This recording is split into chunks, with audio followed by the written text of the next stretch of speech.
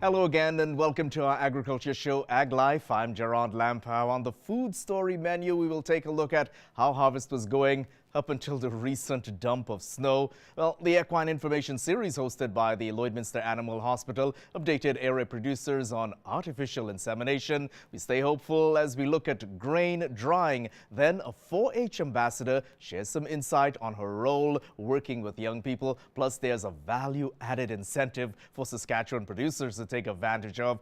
That's a mouthful. But first, while some producers have struggled, others are making the best of a bad situation. I got the chance to get behind the combine wheel to bring home Harvest 18. This year is a challenge, to say the least, and I want to get going on it and get it done. Well, this is called the most wonderful time of the year, if not the most exciting time of the year. It's when producers look at all of their hard work and said, it's time to get the swat, to get the crop in the bin. We're up here because this is the driest spot of the field, and it's 17, the new 14.5. Producers like moisture at 14, but given the conditions, combine driver Otis Rusling admits they will take what they can and dry it later. This wheat field is 160 acres. It's the original homestead of the Heath family. The wheat goes towards making ethanol. We can sell it local to the Husky, or actually you can sell it to other places, but he likes delivering to Husky. It's local. Sitting in the cabin, one of the maneuvers is driving the combine parallel to the grain truck while emptying the grain. It's the way you have efficiencies. The combine actually rarely stops. It just back and forth, and the cart picks up the grain, and you're not stopping for anything. Except perhaps for meals in the field or a rest break. This combine has a 330 bushel tank and runs between 3 to 4 miles per hour to get her done. Well, we're doing about 30 acres an hour, so about 5.5 hours, I guess. But as long as you don't have any little snags or short runs, and this field's got nice long runs. Daylight hours are getting less, and given the overnight frost, the crew doesn't get going before early afternoon. Swath it and pick it up. That's what the plan is. So we're getting after it. That's certainly the plan if Mother Nature will cooperate. Well, time for our events calendar. And as we roll it off, if you want to get in on this part of the show, simply email me, glampow@newcap.ca. Let's look at some of these upcoming events.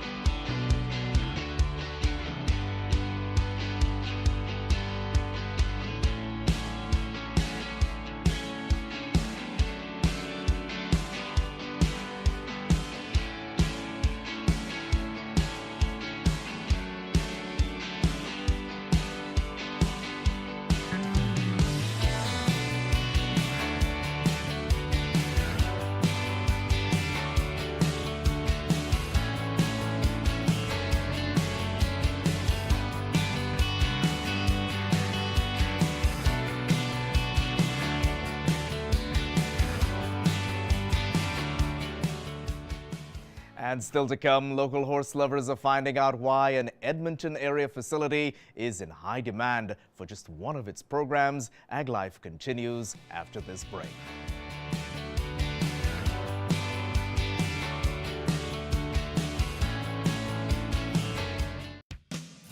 This segment of Ag Life is brought to you by Webb's Machinery. Webb's Machinery, your New Holland dealer in Vermilion, Vegreville, and Lamont.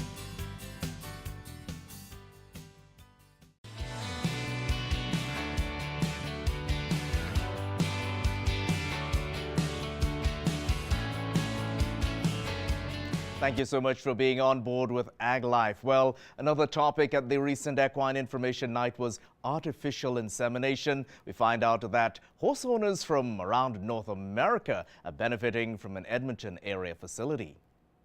I find that many clients that used to go to US up to a few years ago, now they're staying close to home and bringing the mares to have the procedures done here in Canada. Dr. Andre Chavez is originally from Brazil. He has done some reproduction work in the States and since 2017 has been with Delaney's Vet Services in Sherwood Park. So we work with mares and stallions. With stallions, we collect and ship semen, we freeze semen, we do training of young stallions. With the mares, we do all the way from like the artificial insemination to embryo transfer. Dr. Chavez speaks about these procedures which at times become necessary to tackle infections and metabolic issues that affect fertility. These could include cysts and tumors in the ovaries. One of the techniques that we have been doing quite often is the embryo transfer, which allows not just older mares to have a foal. Oftentimes we can get multiple foals from one mare in a year as well. With cases where I worked in the past where we had like 9 foals from a single mare in a year. He says as the technology has become more readily available, people are doing these procedures in Canada. He says the bigger challenges are on older mares, say after sometimes a 16-year career. So techniques like the ones we just talked about, the embryo transfer, insemination, definitely can help these mares to conceive. We do other situations like with stallions, we freeze a good amount of semen, which allows us to send to other places of North America and other places of the world as well. The price of semen could vary from about $1,000 to $10,000 or even more. Local horse lovers walked away with a wealth of information and a new resource facility. We're having the opportunity to go around the province and doing some seminars, getting to know a little better some of the vet clinics that we end up working a lot over the phone by receiving some of those patients. Well, damp grain is certainly no fun when it comes to getting quality on the grain train. So we find out how one local grain dealer is managing in these wet, if not very trying situations. Grading the grain is just one of the quality control issues at Viterra Lloydminster, which has been up and running since 1995. But with the weather conditions, moisture has been the bigger problem. For canola, average dry is 10 or below, but samples have been coming in at 10.5 to 14% moisture content. It again has to come down about 4 points on the top end and a couple points on the lower end. Yeah. Williams, who has been with Viterra for 19 years, speaks about the challenges of the golden cash crop. Canola is a little different. You want to dry it to 9 because it's very volatile in terms of storage. Yeah, has bigger problems with going out of condition. Wheat needs to be about 14.5, but again it's been reading about 15 to 19%. The dryer at Viterra has been running 24/7 since the start of September. The colder, wetter falls have been challenging for everybody, including the elevators. 2 years prior to this, we ran the dryer about 8 months out of each year. Yeah, so we were right into the summer with drying. It takes that long because it's such a slow, arduous process. For your average sized grain truck like this 20-ton can be done in an hour. With the moisture pressures and the round-the-clock effort, safety remains paramount. Safety program at Viterra is number one. We're focused on what we call safe production because one doesn't happen without the other. If there's no production, we have no business. If there's no safety, then there's no point being here either. This grain terminal holds 27,000 metric tons. It's a triple track setup where they load from one side to the other. Williams puts the whole drying process into perspective. And what we've got basically back there is a large barbecue burner blowing hot air onto grain which you're drying. So it's dusty, it's organic, lots of straw in there. With so much combustible material, these steps are critical in terms of monitoring to prevent a fire. The other matter is filling the grain cars. We load 112 cars on our siding, and admittedly, it took us about 2.5, 3 weeks to get the grain dried for the train sitting out behind us. Another matter now, as of October 2nd for Alberta, some 40% of the crop was already in the bin. That means there's still about 60% out there. And in terms of on the Saskatchewan side, well, you need propane to dry grain, and demand for propane is already reading over the charts. So those are issues that producers are grappling with as we get deeper into the season. Well, when we come back, we meet a 4-H'er who is one of 4 ambassadors in northeastern Alberta. Ag Life continues after this break.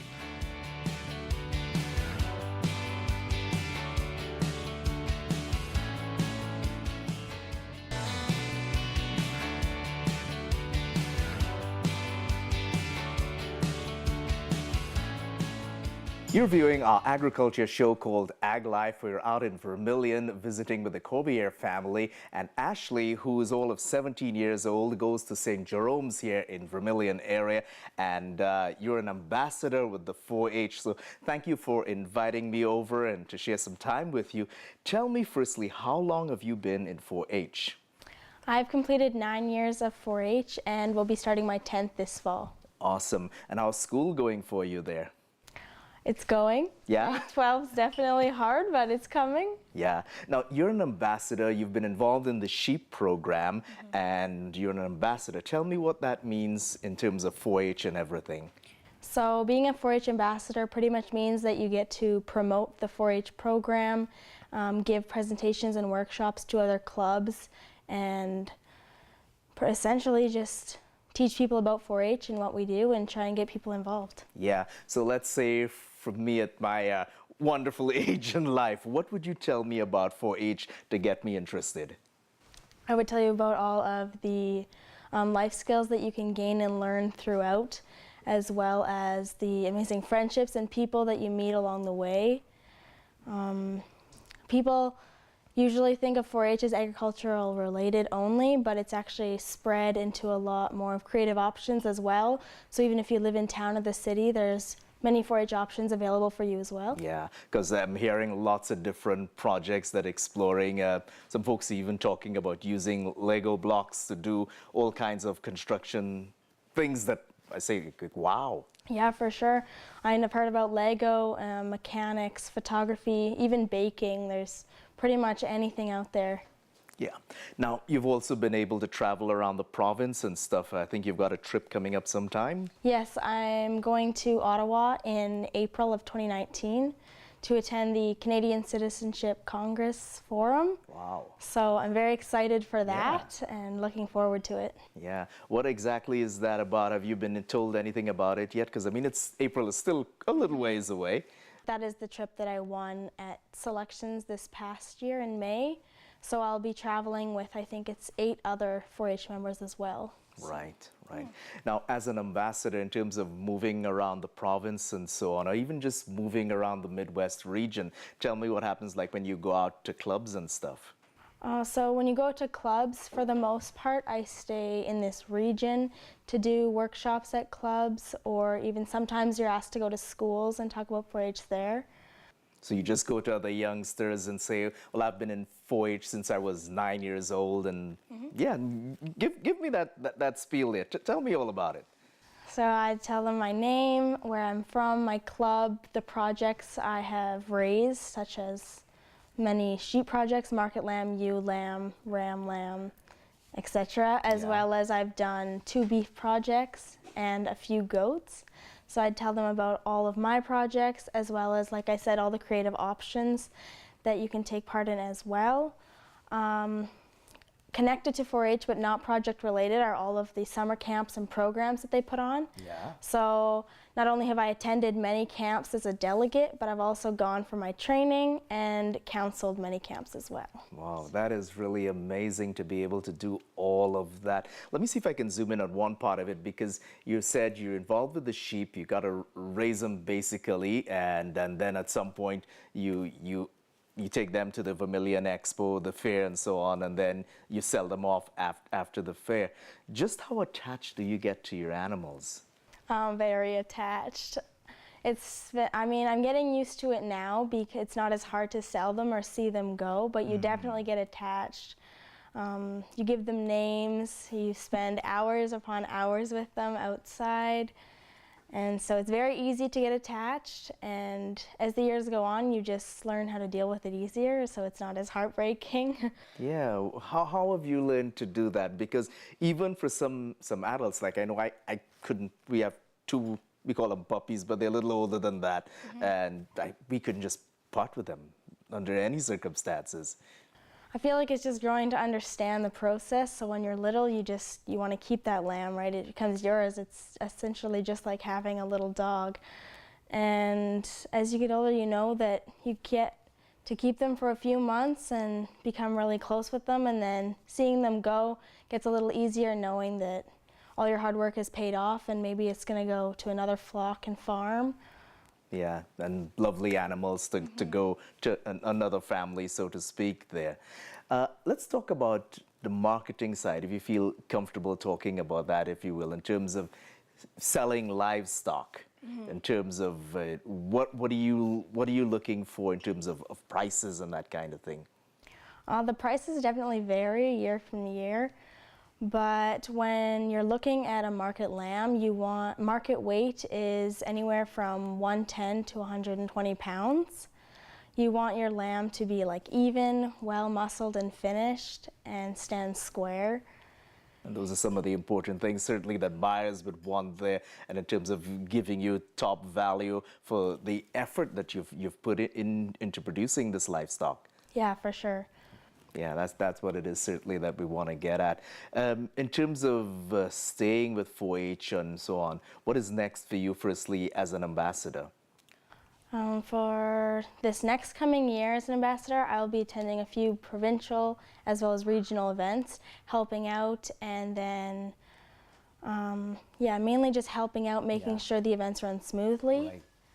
So almost like an event coordinator kind of thing. Kind of. Managing on the floor even. Yeah. And these are some of the skills that I've come to appreciate interacting with 4-H kids, and hence the reason we're trying to put a spotlight, put a focus on what our young people are doing in terms of, well, primarily agriculture, but there is so much more, hey? Oh, yes. I know that was one of my goals when I became an ambassador. I want to try and teach people about I guess it's not really new side, but like not as agricultural based. Yeah. And then hopefully 4-H will keep growing and more kids will be interested in joining. Yeah.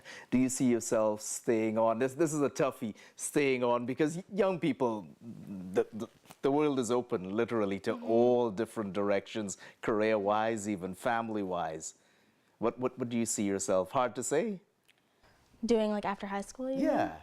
I definitely want to work with kids, and I think that 4-H has definitely helped me with that. I've grown to love leadership and working with kids.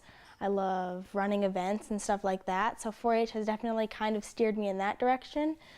So I'm not exactly sure where I'm going to go from there, but I know I'll be working with the youth for sure. Super, super. Well, Ashley, I got to say, I'm really impressed having the opportunity to meet with you, to visit with your family and stuff there. And hats off to your future endeavors, certainly, and all the best. You're going to Ottawa next year, so that should be pretty exciting. Whichever way it goes, it's been really a pleasure meeting with you. And congrats all the same. All of the hard work. We will continue to look at youngsters involved in the 4-H programs and such. Ag Life continues after this break. And still to come, there's a value-added tax incentive for Saskatchewan ag producers. Do stay with us.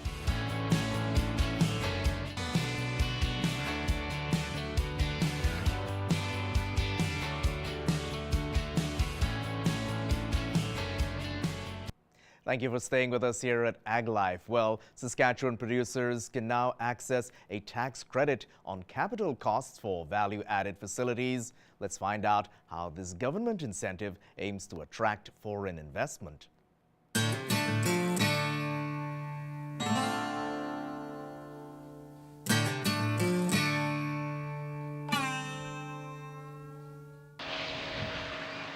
Whether shovels hit the ground for construction or expansion of value-added ag processing facilities, producers having that entrepreneurial talent can benefit from a 15% tax credit on capital costs. The Saskatchewan government has a fresh take on fostering downstream ag industries. The Saskatchewan Value Added Agriculture Incentive is an incentive for producers who get a 15% capital income tax reduction on value-added production facilities in Saskatchewan used either in new or existing facilities. Producers with projects meeting the minimum criteria of $10 million could benefit from the application process. We help them connect them both with either industrial parks or developers who have more of the information on what land's available. We help them connect them maybe with Crown corporations like SAS Power and Transgas to get more information on hookups, but we work with our colleagues over at Agriculture who might have more resources available for them to utilize. Westgard points out agriculture is a leading contributor to GDP and exports, so value-added processing is a foot in to growing the economy. Saskatchewan has a lot to offer. We do a great job in growing the product, and now we're going to try to diversify the economy, adding jobs and investment into the rural areas and urban areas of Saskatchewan to see more value-added processing such as pea processing, oat milling, malt producers, and canola oil. To qualify, producers need to show that capital expenditures were made to develop new production or expand existing operations. Once the facility is running, the benefit is at 20% in year 1, 30% in year 2, and 50% in year 3. Westgard sees the new deal as developing other areas like pea protein, cannabis, or even waste byproducts into a new commodity. It mirrors the success story of canola. The idea for the tax incentives is to get into new areas which we historically haven't been processing in. We've done a great job in canola, but we know there's more raw product in Saskatchewan that can be value-added processed. Applications are being accepted over the next 4 years up to December 31st, 2022. Gerard, Lampow, Primetime Local News. That's certainly an incentive that I hope many of our area producers will definitely get a handle on there, because you're talking about a 15% tax incentive on the value added for your capital costs. Well, that's a wrap on this show. Of course, if you've got a comment or story idea, we'd certainly love to hear from you. That's Ag Life for this week. Yours in Ag. Take care.